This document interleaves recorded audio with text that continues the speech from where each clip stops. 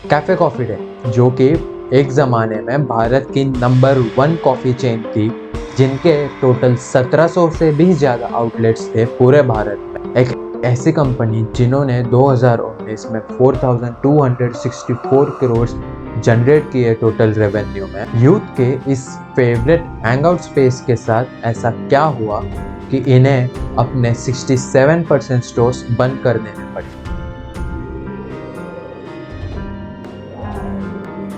CCD के downfall को समझने से पहले हमें ये समझना पड़ेगा कि सीसीडी इतनी बड़ी ब्रांड बनी कैसे। सीसीडी की पूरी कहानी उसके फाउंडर वीजी सिद्धार्था के अराउंड रिवॉल्व करती है। वीजी सिद्धार्था ने अपने करियर की शुरुआत एक स्टॉक ट्रेडर के रूप में की, जहाँ पे वो जेएम फाइनेंशियल्स एंड इन्वेस्टमेंट इस कंपनी में काम करते थे। अपने काफ़ी सक्सेसफुल स्टॉक मार्केट करियर के बाद 1985 तक इन्होंने टोटल 10,000 एकड़ तक के कॉफ़ी प्लांटेशन इकट्ठा कर लिए थे। इनका पहला बिजनेस कॉफ़ी बीन्स को लोकली और इंटरनेशनली ट्रेड करने का था। ये बिजनेस 1991 के लिबरलाइजेशन की वजह से बहुत बढ़िया चलने लगा और देखते ही देखते ये भारत के सेकेंड लार्जेस्ट कॉफ़ी एक्सपोर्टर बन चुके थे। वेस्टर्न कंट्रीज से इंस्पिरेशन लेने के बाद इन्होंने इंडिया के अर्बन पार्ट्स में खुद के कॉफ़ी रिटेल चेन्स डेवलप करना शुरू कर दिया था। अब सवाल यहाँ पे ये आता है कि भारत एक चाय पीने वालों के देश में कोई कॉफ़ी क्यों बेचेगा और कोई एक लोकल ठेले से 10 गुना ज़्यादा महंगी कॉफ़ी क्यों खरीदेगा। आखिर एक ऐसे कंट्री में कोई कॉफ़ी का बिजनेस क्यों शुरू करेगा। जवाब बहुत आसान है, सीसीडी कॉफ़ी नहीं बेचती। सीसीडी बेचती है एक्सपीरियंस और एम्बियंस को। आजकल के यूथ और बिजनेस पर्सनल्स के लिए स्टेटस मेंटेन करना बहुत ज़रूरी है। आप अपने दोस्तों के साथ हैंग आउट कर सकते हैं, आप बिजनेस मीटिंग्स कर सकते हैं, या फिर आप सिर्फ एक कॉफ़ी भी पी सकते हैं। और ये एक्सपीरियंस था जो कैफ़े कॉफ़ी डे को बेचना था। कैफ़े कॉफ़ी डे ने एक हाई स्टैंडर्ड ऑफ लिविंग वाले मार्केट को टारगेट किया। अबाउट 40% लोग जो कैफ़े कॉफ़ी डे जाते हैं वो यूथ है। सीसीडी को अपने बिजनेस के हर एक प्रोडक्ट के फाइनल लेवल तक कोई ना कोई वैल्यू ऐड कर।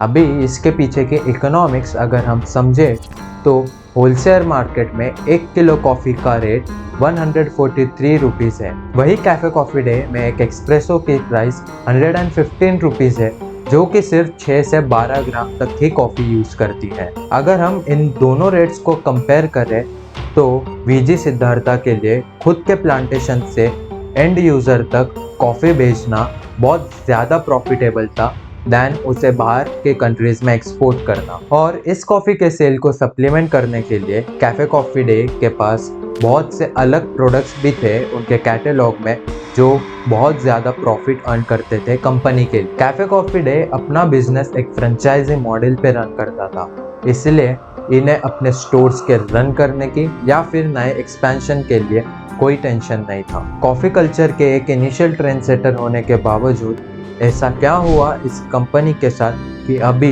इनका बिजनेस खतरे में। कैफ़े कॉफ़ी डे सिर्फ एक बिजनेस में नहीं था, ये बहुत से बिजनेस में थे, जैसे कि hospitality, real estate, hotel management, financial services और बहुत। सीसीडी का बिजनेस बहुत ज़्यादा डाइवर्सिफाइड था, जिनका कोर बिजनेस कॉफ़ी का था, जहाँ से मैक्सिमम अर्निंग्स होते थे। इनके इतने रैपिड एक्सपेंशन के लिए बहुत ज़्यादा कैपिटल की ज़रूरत थी, जो इनका कोर कॉफ़ी का बिजनेस हैंडल नहीं कर पाए, और इसी एक्सपेंशन के चक्कर में सीसीडी ने बहुत ज़्यादा लोन उठाया। मार्च 2019 तक कैफ़े कॉफ़ी डे का टोटल डेब्ट 6,550 करोड़ के आसपास था। इतने ज़्यादा लोन के चलते हुए कॉफ़ी के प्राइसेस इंटरनेशनल मार्केट में 13 ईयर लो तक पहुँच चुके थे और इनका एक्सपोर्ट 10% तक से घट गया था।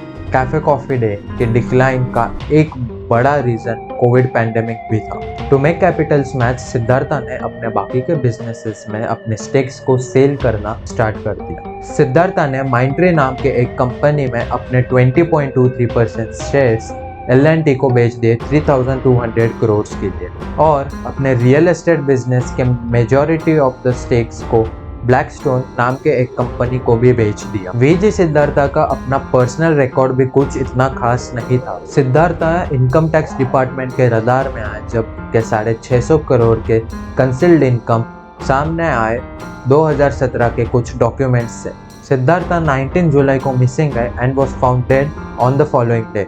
इन्होंने अपने सुसाइड लेटर में डिस्क्राइब किया था कि कैसे ये एज एन एंटरप्रेन्योर फेल हो चुके थे।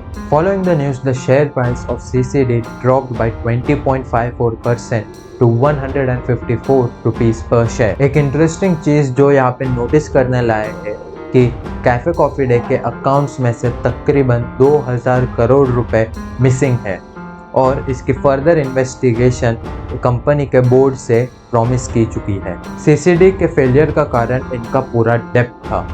ये छोटे छोटे अमाउंट में लोन लेते गए लेकिन कभी प्रॉपर प्लान नहीं कर पाए कि कैसे रीपेमेंट करें। बैड इकोनॉमिक्स और पॉलिटिकल इन्फ्लुएंस के चलते इनका डेब्ट बढ़ता ही गया। अभी सवाल ये है कि CCD आगे करेगा क्या। सिद्धार्था के डेथ के बाद मालविका हेगड़े ने पूरा बिजनेस अपने कंट्रोल में ले लिया। मालविका हेगड़े विजय सिद्धार्था की वाइफ थी और farmer CM of Karnataka SM Krishna की डॉटर। कंपनी का पूरा कंट्रोल लेते ही मालविका का मेन गोल बना कंपनी से पूरा का पूरा लोन साफ कर देना। इसका काफी पॉजिटिव इम्पैक्ट पड़ा है कंपनी के फाइनेंशियल्स में। एज Q4 2022 में इनका प्रॉफिट 65.4 करोड़ था। हाउएवर कंपनी अभी भी थ्रेट के अंदर है क्योंकि इनका टोटल फिस्कल लॉस 2022 के लिए 113 करोड़ था।